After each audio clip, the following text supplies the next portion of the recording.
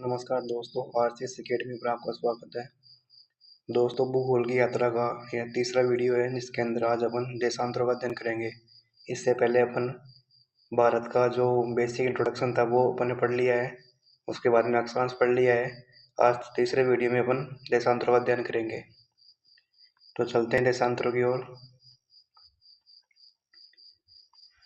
दोस्तों, जैसे अक्षांश जो थे वो भी एक काल्पनिक रेखा ही थी, सेम उसी प्रकार जो देशांतर है वो भी एक काल्पनिक रेखा ही होती है। लेकिन अक्षांश हमेशा वेस्ट से ईस्ट की ओर ड्रॉ किए हुए होते हैं ग्लोब के ऊपर, जबकि जो देशांतर होते हैं वो उत्तर से दक्षिण की ओर ड्रॉ किए जाते हैं हमेशा। तो ये जो आपको लाइंस देख पा रहे होंगे आप, ये वाली लाइंस, ये क्या है? देशांतर है, यानी इनको लॉन्गिट्यूड्स बोलते हैं। लॉन्गिट्यूड, लॉन्ग का मतलब लंबे, लंबे जो खड़े रहते हैं उनको क्या बोलते हैं? लॉन्गिट्यूड्स। तो कर लेते हैं वन बाय वन अध्ययन इसका। देखिए दोस्तों, देशांतर पृथ्वी पर उत्तरी ध्रुव से दक्षिण ध्रुव को जोड़ने वाली काल्पनिक रेखा होती है। अक्षांश भी एक काल्पनिक रेखा है और देशांतर जो है वो भी क्या है? काल्पनिक रेखा ही है। ग्लोब के ऊपर ये जो एरिया है, ये दोनों एरिया, यहाँ पर दोस्तों साउथ पोल है, एसपी यानी साउथ पोल यानी दक्षिण ध्रुव। ये जो एरिया है ये है नॉर्थ पोल यानी उत्तरी ध्रुव। तो जो देशांतर है वो ऐसी रेखाएं हैं जो नॉर्थ पोल को साउथ पोल से जोड़ती है। इनको क्या बोलते हैं दोस्तों? देशांतर बोलते हैं, यानी उत्तरी ध्रुव से दक्षिण ध्रुव को जोड़ने वाली रेखा। ध्यान देने की बात दोस्तों, अक्षांश जो होते हैं वो 181 होते हैं, यानी 181 होते हैं, जबकि देशांतर 0 डिग्री से लेके 360 डिग्री तक होते हैं। यानी टोटल कितने देशांतर हो गए? 360 डिग्री हो गए दोस्तों। इनमें 0 डिग्री है वो सबसे बेस लॉन्गिट्यूड है, यानी सबसे बेसिक क्या है? देशांतर है, जिसे प्रधान देशांतर या फिर प्रधान यामोत्तर रेखा कहते हैं, या फिर प्राइम मेरिडियन कहते हैं। दोस्तों यहाँ पर जो है ये, दोस्तों कलर चेंज कर लेते हैं। दोस्तों यहाँ पर जो है ये रेड वाली लाइन, रेड वाली लाइन जो है वो क्या है? 0 डिग्री देशांतर है, जिसको अपन प्राइम मेरिडियन भी बोलते हैं। नेक्स्ट देखिएगा दोस्तों, एक ध्यान देने की बात दोस्तों, जैसे ये अपना ग्लोब है, इस ग्लोब के ऊपर ये साउथ पोल है और ये जो है नॉर्थ पोल है। अब देशांतर हमेशा कैसे होते हैं? नॉर्थ से साउथ की ओर। तो ध्यान देने की बात यह है कि देशांतर सारे के सारे जाके एक जगह नॉर्थ पोल पे इकट्ठा हो रहे हैं और साउथ पोल पे, यानी जहाँ पर देशांतर जाके मिलते हैं वो क्या कहलाएगा? North pole. अगर नॉर्थ में जाके मिल रहे हैं तो, और अगर साउथ में जा रहे हैं तो साउथ पोल। लेकिन ध्यान देने की बात दोस्तों, जैसे जैसे अपन इक्वेटर से ऊपर जाएंगे ना, 0 डिग्री इक्वेटर से ऊपर, तो ऊपर यानी नॉर्थ में जाने वाले जो देशांतर है उनमें 0 डिग्री से ऊपर जाने पर जो चौड़ाई है इनके बीच में वो कम होती जाएगी। ऐसे 0 डिग्री से साउथ की ओर आने पर इनके बीच में जो गैप है ना दोस्तों, वो कम होता जाएगा। नेक्स्ट देखते हैं दोस्तों,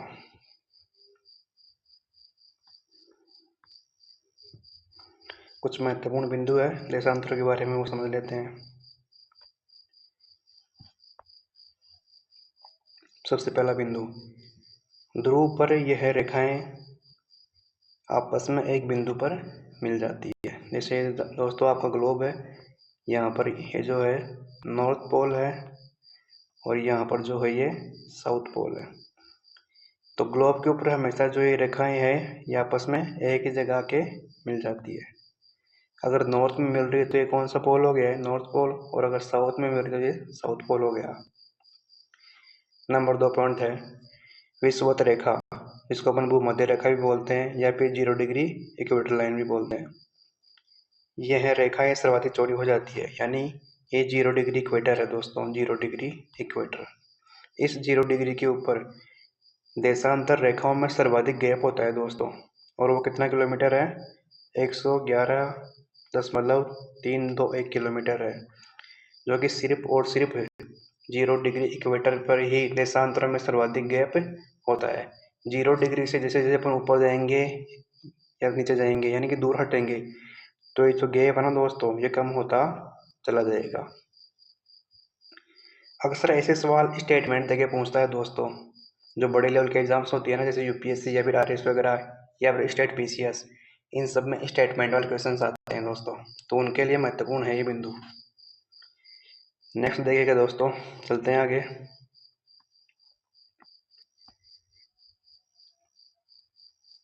महत्वपूर्ण बिंदु नंबर 3 है, 0 डिग्री या इक्वेटर से नॉर्थ या साउथ में जाने पर दूरी कम होती है। इसको अपन ऑलरेडी डिस्कस कर चुके हैं दोस्तों।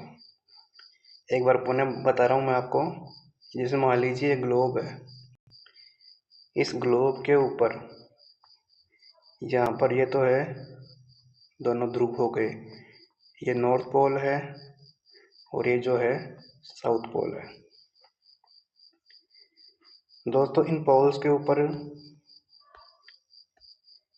यहाँ से अगर अपन लाइन ड्रॉ करते हैं तो ये क्या हो गए, देशांतर हो गए।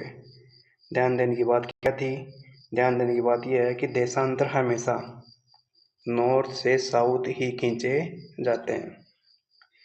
अब इसमें काम की बात क्या है, देखिएगा दोस्तों, यहाँ पर ये 0 डिग्री इक्वेटर है, तो इस 0 डिग्री के यहाँ पर देखो दोस्तों, सबसे ज़्यादा गैप है यहाँ पर 111.321 kilometre.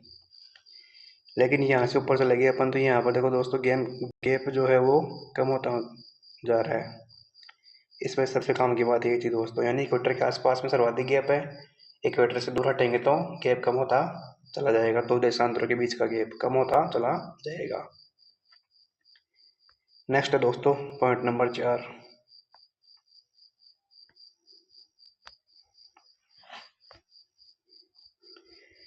Zero degree prime meridian या प्रधान यामोत्तर रेखा लंदन के ग्रीनविच शहर में स्थित ग्रीनविच ऑब्जर्वेटरी से गुजरती है। देखिए दोस्तों, ये जो आपको डायग्राम में दिख पा रही है, ये कौन सी है, 0 डिग्री रेखा या फिर 180 डिग्री रेखा, प्रधान यामोत्तर रेखा बोलते हैं जिसको अपन, ये है यानी प्राइम मेरिडियन है दोस्तों ये। दोस्तों ये जो प्राइम मेरिडियन है, ये इंग्लैंड के एक शहर है, कौन सा, ग्रीनविच। उस ग्रीनविच शहर में एक ऑब्जर्वेटरी यानी वेधशाला स्थित है उस ग्रीनविच शहर के अंदर, वहां से पास होती है। इस कारण इस प्राइम मेरिडियन का नाम क्या पड़ रहा है दोस्तों, ग्रीनविच रेखा। नेक्स्ट देखिएगा दोस्तों,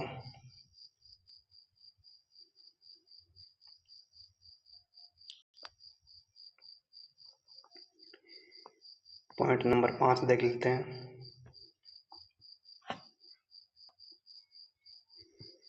ग्रीनविच रेखा यूरोप, अफ्रीका और अंटार्कटिका महाद्वीप से गुजरती है। ये दोस्तों डायग्राम में दिख पा रहा होगा आपको, ये क्या है, 0 डिग्री ग्रीनविच या 180 डिग्री ग्रीनविच रेखा है। यह यहाँ पर यूरोप से पास हो रही है, फिर अफ्रीका महाद्वीप से, और फिर लास्ट में अंटार्कटिका से। सबसे इम्पोर्टेंट बात है दोस्तों, ये 3 महाद्वीप के पास हो रही है, कौन सी रेखा, ग्रीनविच रेखा या फिर प्रधान या मतलब प्राइम मेरिडियन रेखा। फर्स्ट नंबर पर यूरोप, सेकंड पर अफ्रीका और थर्ड नंबर पर अंटार्कटिका। सबसे इम्पोर्टेंट बिंदु है दोस्तों ये, इसको ध्यान में रखिएगा। नेक्स्ट है point number 6,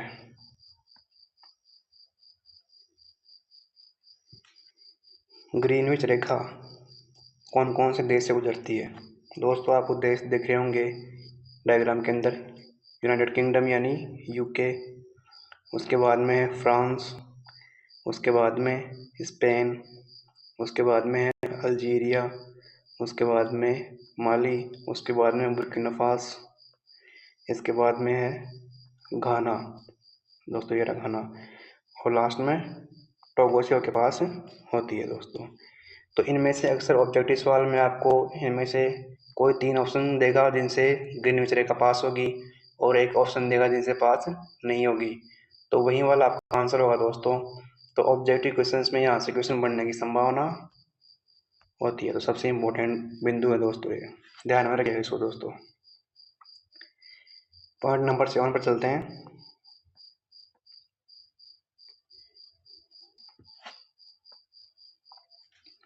180 degree prime meridian को इंटरनेशनल डेट लाइन या अंतर्राष्ट्रीय तिथि रेखा भी कहते हैं। दोस्तों ये जो प्राइम मेरिडियन है 180 डिग्री या फिर 0 डिग्री, इसको अंतर्राष्ट्रीय तिथि रेखा बोलते हैं, इंटरनेशनल डेट लाइन भी बोलते हैं। दोस्तों इस तरफ जाने पर कुछ अलग डेट रहेगी, इस तरफ आने पर कुछ अलग डेट रहेगी, यानी इस तरफ समय कुछ और होता है, इस तरफ कुछ और होता है। तो इस 0 डिग्री के प्राइम मेरिडियन के बेस पर ही वर्ल्ड के अंदर जो है वो मतलब डेट और टाइम डिसाइड किया जाता है। अब चलते हैं नेक्स्ट। अब नेक्स्ट जो टॉपिक है वो है देशांतरों का उपयोग कहाँ होता है। पहला उपयोग, देशांतरों का उपयोग समय की गणना के लिए किया जाता है। 1 डिग्री देशांतर में 4 मिनट होती है। दोस्तों ये आया कैसे? कुल देशांतर है 360 डिग्री, जो कि पृथ्वी के 24 घंटे के बराबर होता है। अगर आप अपन यहाँ पर 1 घंटे की वैल्यू निकालें तो 360 डिवाइड बाई 24 यानी 15 डिग्री आ गया, यानी 60 मिनट या फिर 1 घंटे के अंदर पृथ्वी 15 डिग्री घूमती है। ऐसे ही 60 मिनट में कितनी डिग्री घूम जाएगी? 60 मिनट में वही 15 डिग्री हो गई, लेकिन 60 सेकेंड में कितनी घूम जाएगी दोस्तों? 60 सेकेंड में वही कितनी? दोस्तों यहाँ पर गड़बड़ी हो रही है। 360 डिग्री प्रति टोटल घूम रही है, उसमें से 24 घंटे हो गए, तो 1 घंटे में 15 डिग्री घूम गई। तो दोस्तों 1 मिनट में यहाँ पर कितनी डिग्री घूम गई है?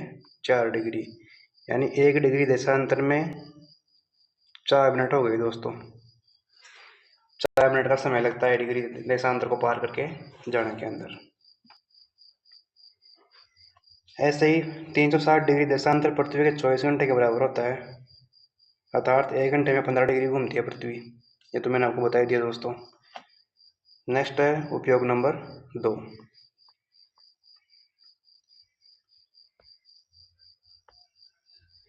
प्राइम मेरिडियन से पूर्व की ओर जाने पर समय बढ़ता है। जैसे मान लीजिए दोस्तों ये प्राइम मेरिडियन है 0 डिग्री, इससे अगर अपन ईस्ट में जाएंगे तो समय बढ़ता है, और पश्चिम की ओर जाएंगे तो समय घटता है, यहाँ पर बढ़ता है, क्योंकि पृथ्वी जो है वो हमेशा वेस्ट से ईस्ट ही घूमती है।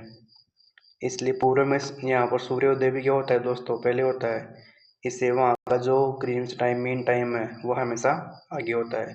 पश्चिम में यहाँ पर सूर्योदय बाद में होता है सूर्योदय, इसलिए जीएमटी से टाइम क्या होता है? बिल्कुल पीछे होता है। इसीलिए भारत में देखें ना अपन, तो अरुणाचल प्रदेश में सूर्योदय पहले होता है, जबकि गुजरात में बाद में होता है।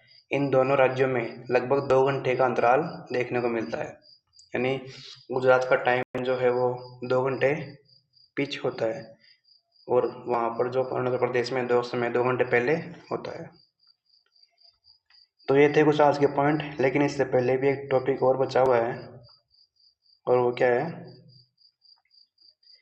दोस्तों, एक बार क्लियर कर देता हूँ मैं आपको। ये यहाँ पर 0 डिग्री प्राइम मेरिडियन है, इस तरफ जाएंगे तो सूर्योदय पहले, इस तरफ जाएंगे तो सूर्योदय बाद में, और अपने भारत में लगभग 2 घंटे का अंतराल पाया जाता है। दूसरा, 1 डिग्री देशांतर जो है, 1 डिग्री लॉन्गिट्यूड वो 4 मिनट के बराबर होता है। ये ध्यान देने की बात है दोस्तों। लेकिन उससे पहले कुछ एक बेसिक टॉपिक रह गया हल्का सा, वो आपको मैं बता देता हूँ दोस्तों। हाँ दोस्तों, टॉपिक ये था, जैसे मान लीजिए अपना ग्लोब है, इस ग्लोब के ऊपर ये 0 डिग्री या फिर 180 डिग्री क्या है? ये प्राइम मेरिडियन है। तो प्राइम मेरिडियन यानी जो प्रधान जो देशांतर रेखा है वो ग्लोब को 2 पार्ट्स में डिवाइड कर रही है।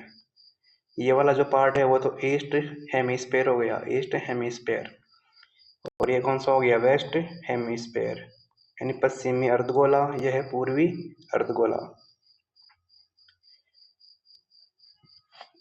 तो अपना जो इंडिया आता है दोस्तों वो यहाँ पर आता है पूर्वी अर्धगोले के अंदर। ध्यान देने के बाद दोस्तों इधर जो भी देशांतर होंगे वो ईस्ट लॉन्गिट्यूड कहलाएंगे और इस तरफ होंगे जो वेस्ट लॉन्गिट्यूड कहलाएंगे। ठीक है दोस्तों, तो दोस्तों आज का था ये वीडियो। आशा करता हूँ कि इस वीडियो के अंदर आपको महत्वपूर्ण जानकारी मिली होगी। आगे भी आपके ऐसे ही वीडियो आते रहेंगे और बिल्कुल बेसिक से आपको पढ़ाया जाएगा। दोस्तों भारत के भूगोल की सीरीज के अंदर पूरा भारत का जो भूगोल है वो कवर किया जाएगा और इस बात का मैं आपको आश्वासन देता हूँ कि आपको एग्जाम में इससे प्रश्न जरूर देखने को मिलेंगे। वीडियो देखने के लिए आपका बहुत बहुत धन्यवाद। Thank you.